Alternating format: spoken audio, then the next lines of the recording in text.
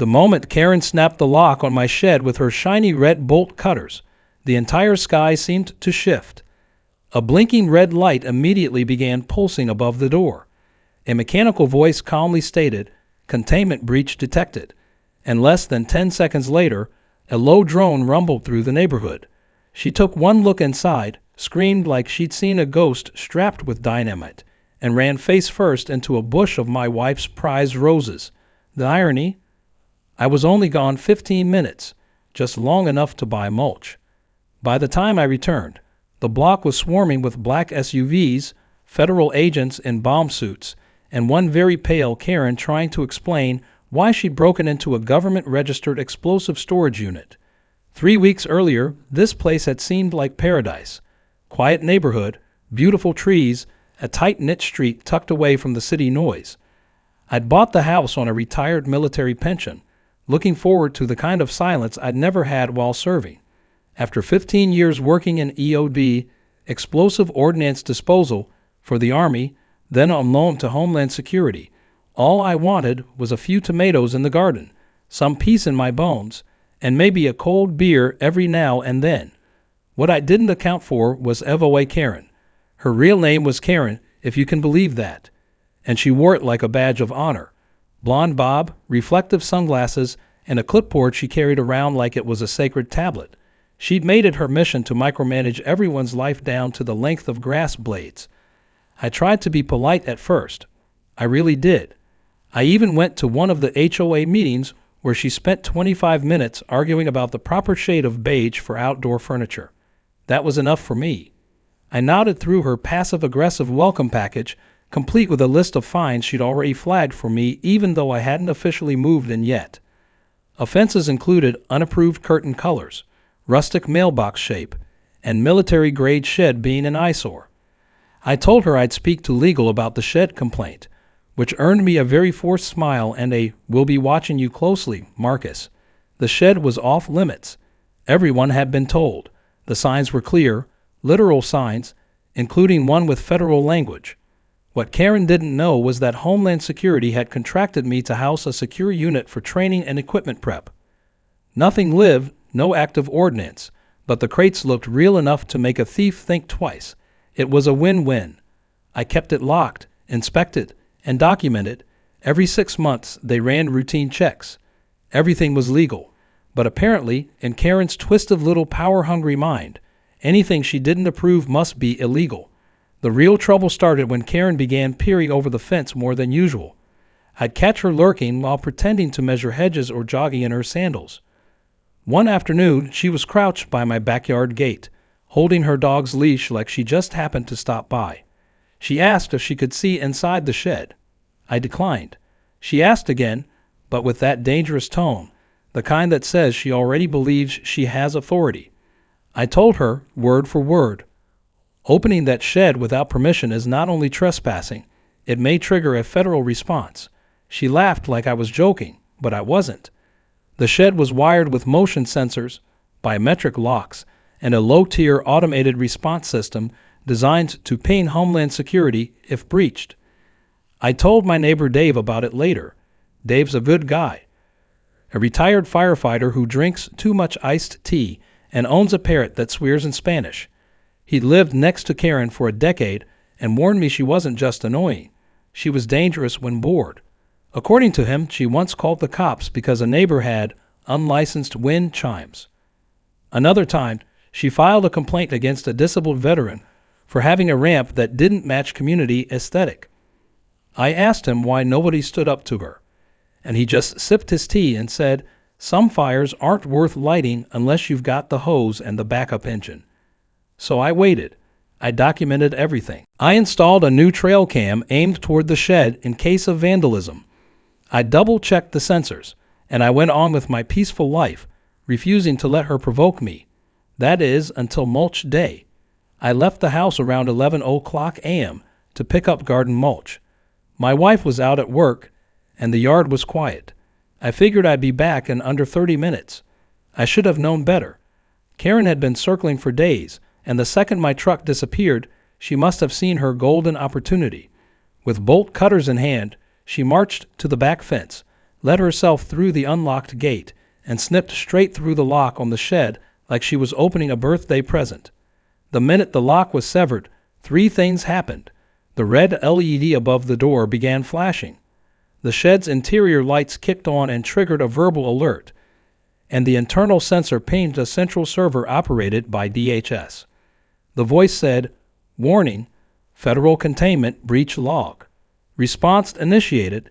Karen, expecting to find bags of fertilizer or illegal chickens or whatever her HOA-infested brain had cooked up, stepped inside and immediately shrieked when she saw the military crates, blinking equipment, and sealed containers marked explosives for training only. To her, it probably looked like a terrorist bunker. One of the neighborhood kids later said she ran faster than a YouTuber escaping a prank gone wrong. She tripped into the rose bush, then called 911, breathlessly claiming she just saved the neighborhood from a bomb-making operation. Unfortunately for her, 911 had already received a separate ping from Homeland Security alerting them that a federal unit had been breached and a rapid response was underway. She didn't know it yet, but she had just triggered a federal lockdown of the entire block. I came back 15 minutes later to flashing lights, barricades, bomb techs in full EOD suits, and an entire street blocked off with yellow tape. I saw Karen seated on the curb, holding her bleeding hand from the rose bush, screaming at anyone who would listen that she was a hero. I was about to ask someone what happened when a DHS agent in full tactical gear pointed at me and shouted, "That's him." Within seconds, I was face down on the hood of my truck, hands behind my back, until a voice from behind said, "Wait, Marcus." I twisted just enough to recognize Agent Ramirez. I hadn't seen her in years, but she hadn't changed. Sharp eyes, tighter bun, same air of no-nonsense efficiency. She looked down at me, then back at the chaos, then muttered, "You've got to be kidding me." Then calmly, she ordered them to uncuff me and turn toward the woman on the curb. Karen, now red-faced and furious, stood up and started screaming about terrorism, about safety, about how she was the president of the HOA and had every right to inspect suspicious structures. Ramirez just raised one brow and said, "Ma'am, you just committed a federal crime." And just like that, everything changed. The atmosphere on Maple Street had gone from sleepy suburbia to full-blown federal lockdown in under half an hour. What started with a nosy HOA president and a pair of bolt cutters had spiraled into a circus of flashing lights, tactical vests, and stunned neighbors filming from behind their curtains. Karen stood center stage, wobbling in her knockoff wedges, shrieking at anyone who would listen that she was the victim. She kept repeating the phrase "community threat" like it was a magic spell that would excuse everything. Meanwhile, the agents were more interested in examining the shed she'd broken into, now fully illuminated with its contents on full display, sealed training crates, disarmed mock-ups of improvised devices, and one very expensive remote-operated bomb disposal robot named Max. Agent Ramirez, still in charge, turned her sharp gaze back to me after finishing a brief conversation over her radio. She motioned for me to step aside from the crowd and join her near the perimeter tape. "You've got quite the welcome committee, Marcus," she said, voice low but laced with amused irritation. "And here I thought you retired to garden."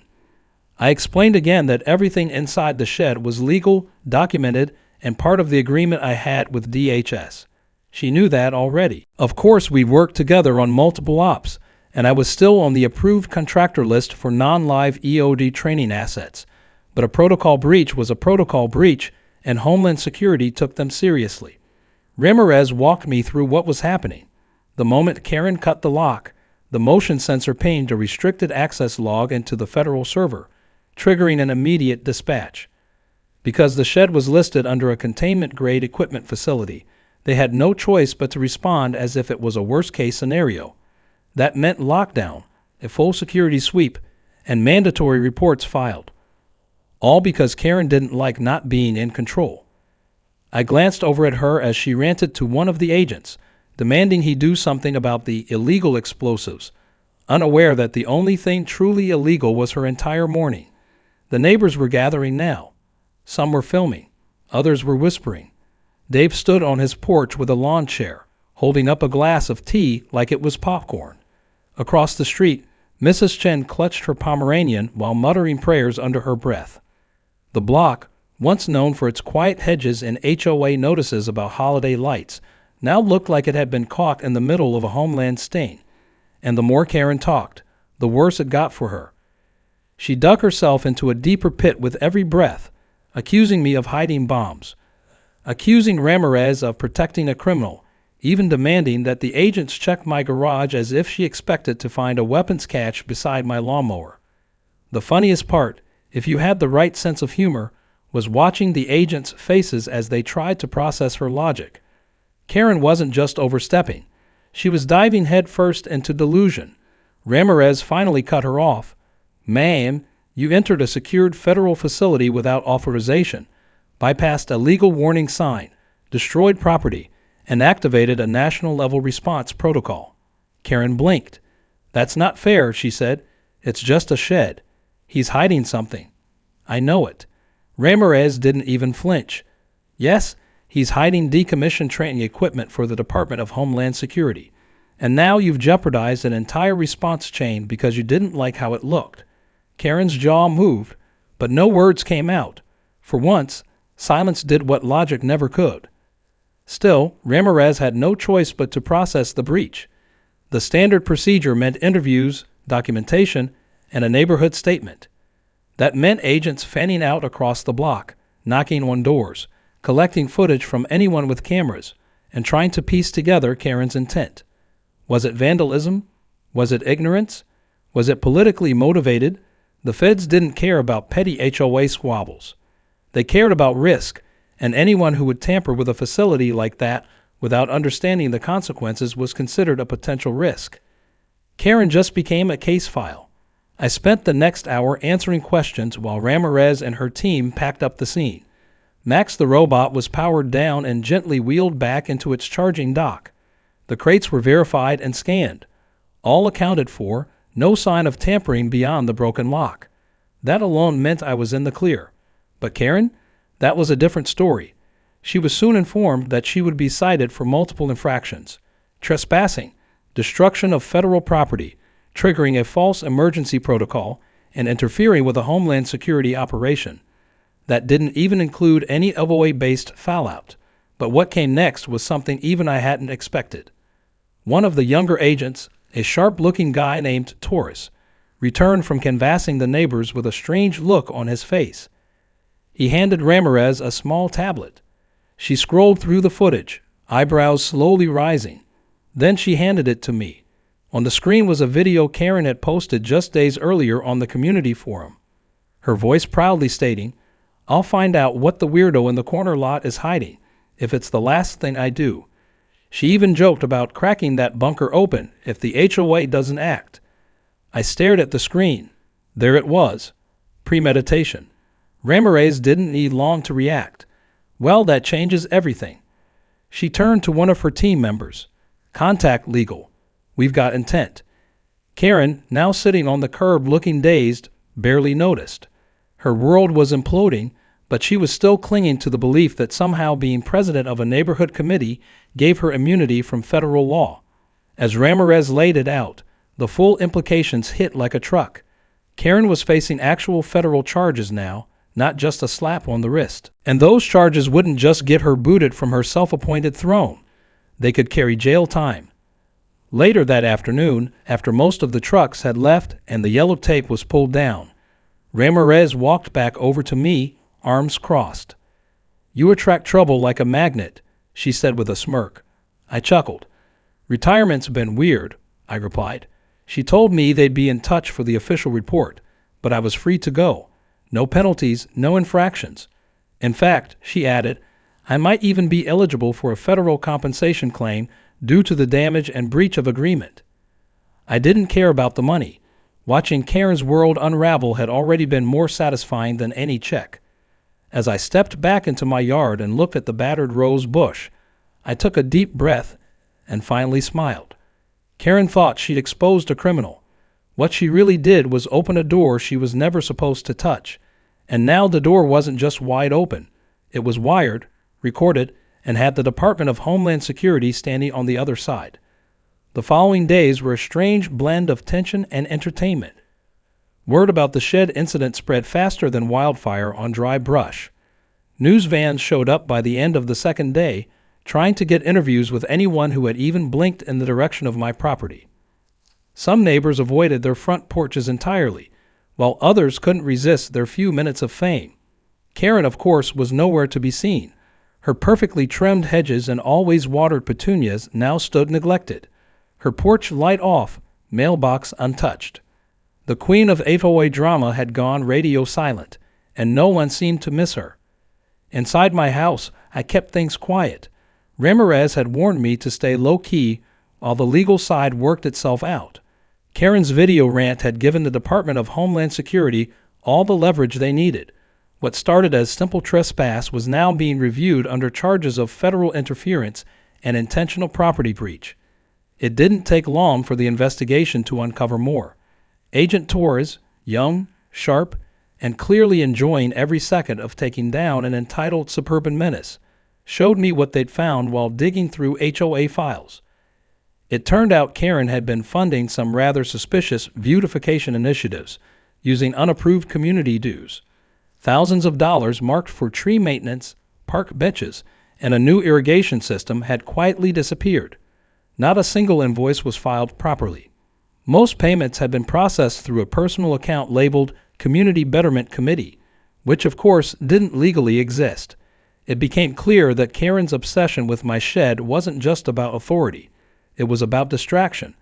She knew she'd been pushing the limits with her misuse of funds and fabricated infractions. And the shed gave her the perfect scapegoat. Something big, something loud, something to rally attention away from the growing whispers that she was embezzling HOA money.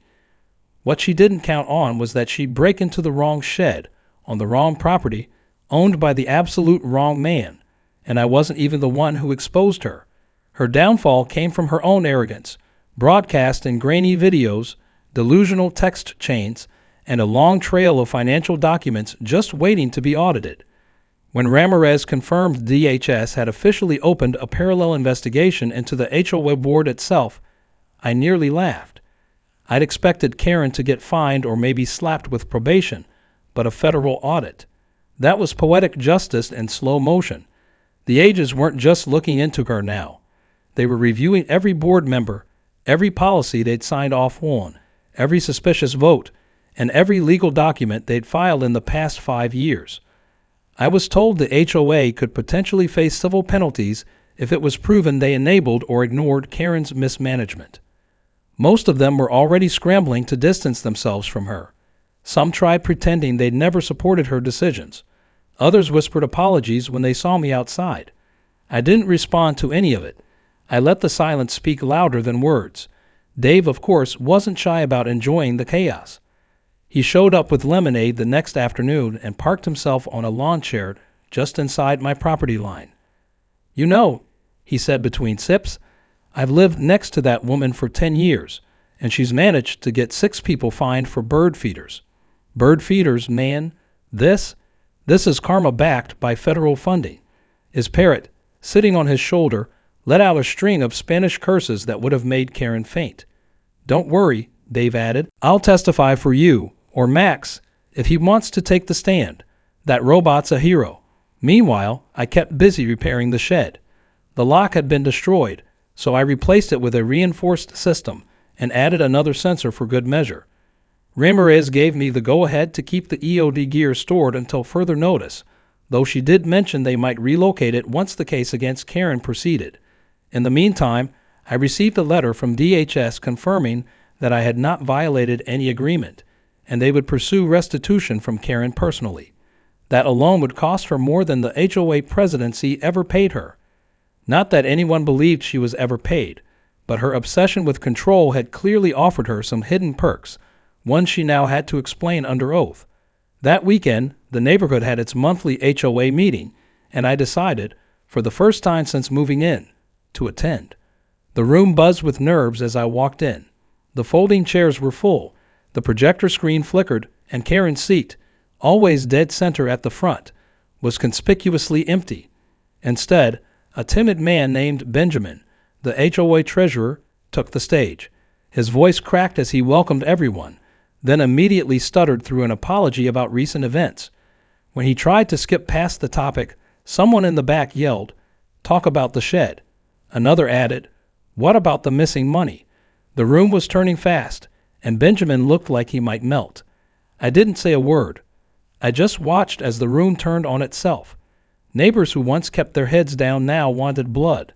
They weren't just upset about Karen's break-in. They were furious about the deception, the lost funds, the abuse of power. Benjamin admitted that Karen had complete control over certain discretionary budgets and had bypassed oversight using emergency clauses in the bylaws. No one had ever questioned her because, in his words, she was loud and had a lot of binders. The audience erupted. Even the soft-spoken Chin family shouted for her resignation, which was ironic considering she was already facing charges. Then came the real surprise. Agent Ramirez entered the room. She wasn't there to make a scene, just to deliver an official notice that the HOA was now formally part of a federal review. Every board member would be subject to interviews, and any attempts to delete or modify documents would be considered obstruction. She handed the notice to Benjamin, turned to me briefly, and nodded. I nodded back. The meeting ended in chaos. People left muttering, stunned, and angry. The HOA board was effectively paralyzed. The bylaws stated that in the event of legal incapacity, a community vote could restructure leadership. Dave joked we should nominate Max the robot. I suggested his parrot, but in the end, it didn't matter who took over. Karen's reign was done. Her fake fines, bogus citations, and closet authoritarianism had finally imploded. All it took was a shed with the wrong kind of boxes. That night, I sat on my porch with a cold beer in hand, listening to the quiet hum of crickets replacing the sirens from days earlier. My wife joined me, flipping through her phone and chuckling at yet another meme someone had made of Karen's rose bush dive. I didn't need revenge. I didn't need fireworks.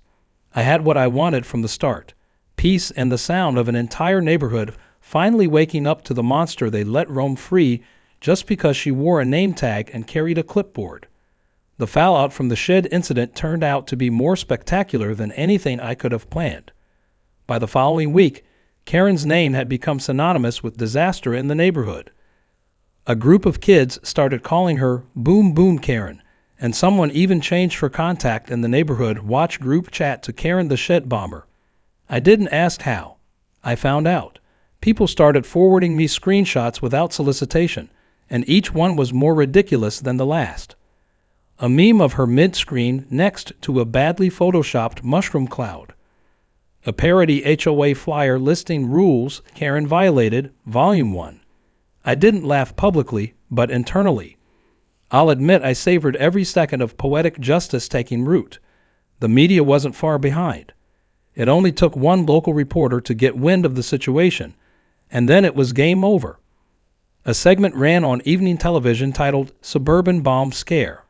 When an HOA goes too far, they had drones capturing my backyard, blurred footage of Karen being questioned on the curb, and an overdramatic reenactment that included a very poorly constructed shed set with flashing red lights and stock explosion sound effects. It was absurd. It was also wildly popular. My phone buzzed with friends from all over the country texting, "Is this you?" Some wanted to know how I managed to keep calm. A few assumed it had to be staged, but most were just grateful it wasn't them. What surprised me most wasn't the media circus. It was Karen's next move. She filed a civil lawsuit. Yes, a lawsuit against me for emotional distress, public defamation, and endangerment. Her claim stated that I had created a dangerous environment by storing bomb-making materials and had maliciously orchestrated the public embarrassment that followed. She even had the audacity to suggest I had deliberately enticed her into entering the shed, knowing it would activate a response. It was the kind of legal fiction you'd expect from a courtroom drama written by someone who had never seen an actual law book. But Karen had underestimated how many enemies she had made over the years. The very HOA she once ruled turned on her in full force. Benjamin, the interim president, issued a formal statement distancing the board from all of her actions. Multiple neighbors submitted sworn affidavits detailing years of overreach, harassment, and fabricated fines. One woman brought receipts of a dog barking citation Karen had issued for her cat. Another neighbor presented photos of Karen parking her car in other people's driveways and then issuing citations for unauthorized vehicles. Ramirez's team compiled all of it, not because they needed it for their criminal investigation. Those charges were already moving through the system, but because they were helping my legal team bury her civil suit under the weight of her own hypocrisy.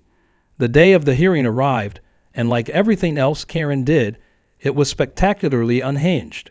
She arrived wearing what can only be described as a discount power suit and immediately began arguing with the bailiff about the parking validation. Her attorney looked like he'd aged 10 years during the walk from the parking lot. When the judge entered, she tried to address him directly, launching into a tirade about neighborhood safety, the dangers of men like me hoarding military secrets, and the trauma she'd endured. The judge shut her down in 2 words: sit down. My attorney barely had to speak. We submitted the DHS clearance documents, the training equipment manifest, the Homeland Security Partnership contract, and the footage of Karen's forced entry. Then we dropped the bombshell. Her public video post from 2 weeks before in which she bragged she would crack open that creepy shed and expose me. Her own words, her own voice, her own downfall.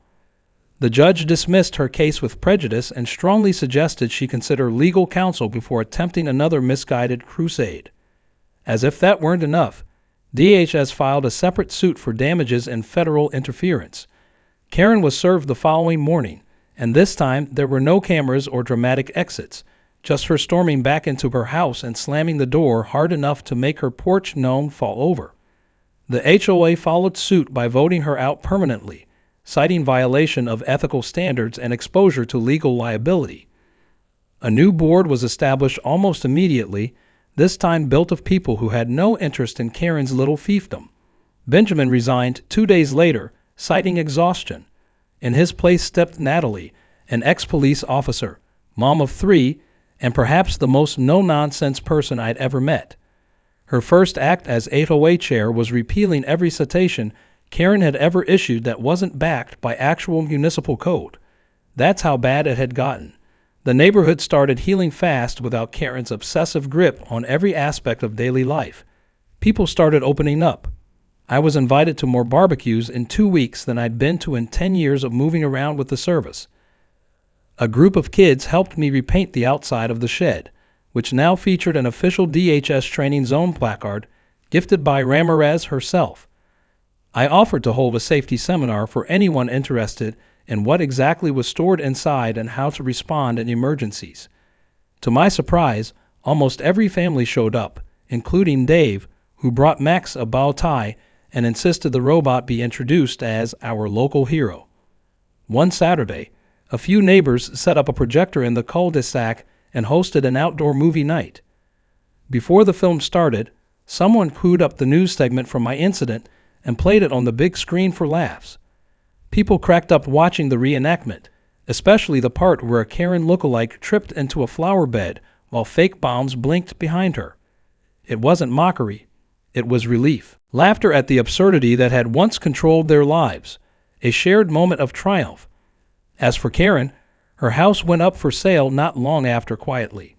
No goodbye, no note. She packed her things under cover of night, like a villain retreating after a failed scheme. No one helped her move. No one waved her off. Her listing was flagged for several code violations before it even hit the market. Ironic, considering the stickler she had once been. Last I heard, she'd moved to a different community across town, one without an HOA. Whether that was by choice or necessity, no one really knew. But what everyone did know was that our street had changed forever. The tyrant was gone, the fear replaced with freedom. Front yards bloomed with color again. Mailboxes reappeared in non-regulation shapes, and a mural of a giant red bolt cutter was painted on the wall behind the park benches with the words, "Not today." Karen scribbled beneath. It wasn't revenge. It was resilience. We hadn't just removed a nuisance. We'd reclaimed our sanity, and all it took was one shed, one breach, and one very, very bad decision. Months passed, and the memory of Karen's disastrous crusade became less a sore spot and more a legendary story shared with laughter and a few eye rolls. The neighborhood that once tiptoed under her scrutiny had transformed. What used to be rows of dull beige fences and obsessively trimmed bushes were now decorated with flower beds, quirky gnomes, and even a few wind chimes that would have driven her mad. It was like the whole block had exhaled a breath it didn't know it was holding. For the first time since moving in, I felt like I truly belonged, not as the mysterious guy with the bomb shed, but as part of a community that had finally found its voice. The new HOA board under Natalie brought structure without suffocation. Rules still existed, but they made sense now. Nobody was fined for the color of their curtains or the shape of their mailbox. People started trusting each other again. There were more block parties, more potlucks, more casual hellos from across the lawn. Children played outside without being shushed. Dogs barked without citations. It was a small suburban miracle. Natalie even reached out to me about an idea. What if we turned the shed into a learning center for emergency awareness? Something useful for the kids, she said, something that demystified what happened while teaching them how to respond if they ever encountered real danger. At first, I was skeptical. The shed wasn't a toy. It had been built to house real training gear, but the idea grew on me. I contacted Ramirez, who, surprisingly, loved the proposal. With her support, we set up a mini public outreach project called Safe Zone, a scaled-down version of a bomb squad training exhibit. We installed proper signage, roped off areas, and set up fake devices with educational guides. Max the robot was cleaned up, given a new coat of paint, and became the star attraction. Every Saturday morning for 6 weeks, neighborhood families would stop by for walkthroughs, safety briefings, and hands-on lessons on what to do and what not to do around suspicious materials. The turnout blew me away. Kids were fascinated. Parents were thankful. Even the local school board asked if they could add our demo site to their list of field trip options. I didn't charge a dime. I didn't want money. I wanted people to understand what Karen never did, that there are reasons some doors are locked, that authority without understanding is a recipe for chaos. Ramirez visited often, sometimes bringing trainees or agents in training to help with the programs. She told me that Karen's incident had already become a case study in 2 departments for legal overreach, community intervention, and the consequences of unauthorized interference with federal assets. Every so often, someone would bring up Karen, usually in passing, like a ghost story that wasn't quite scary anymore. Rumor had it that she was trying to start over in a new neighborhood, but that her reputation had followed her. Apparently, someone from our HOA had shared her old videos with her new neighbors. They weren't thrilled. Ramirez mentioned Karen's civil fines were still stacking up. Between the lawsuit DHS filed and the HOA's countersuit to recover misused funds, she'd be paying for a very long time. Ironically, the woman who once fined someone for a mailbox color was now buried under real legal consequences. The real cherry on top came at the neighborhood's annual block fair. Natalie had organized the first one in years, complete with food stalls, games for the kids, and a community talent show. As a surprise, the local fire department brought a bomb squad vehicle to show the kids the real deal. When Max the robot was rolled out in tandem, the crowd went wild. Someone had even made little t-shirts for the children with the phrase, "Keep calm and let Max handle it." The mood was light, joyful, and united. At one point, Ramirez pulled me aside. She handed me a framed photo. It was a still from one of the surveillance cams. Karen mid-scream, caught right as she opened the shed door with the blinking red light behind her. Underneath it was a small plaque that read, "Curiosity detonated the Karen." I couldn't stop laughing. It wasn't just a picture. It was a reminder, a frozen moment in time that captured the absolute absurdity of her choices and the way her entitlement finally collided with something bigger than herself. I hung the frame inside the shed, right above the main tool rack. Every time I passed it, it reminded me that sometimes the best revenge isn't fire or fury. It's living well while the rest of the world learns its lesson. Karen wanted power, but she never earned respect. She wanted control but had no responsibility. She thought rules only applied to others, but the rules caught up to her, and they didn't come with HOA fines. They came with court dates, federal agencies, and a legacy she could never shake off. Life moved on, and so did I. My wife and I planted new rose bushes where the old ones had been crushed. We extended the garden. We adopted a dog. His name was Bolt, partly because he was fast, partly as a nod to the infamous bolt cutters that started it all.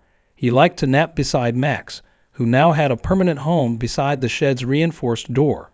The neighborhood embraced both of them like mascots, reminders that community can grow even from chaos. One evening, as the sun dipped low and cast a soft orange glow over the houses, I sat on my porch sipping coffee.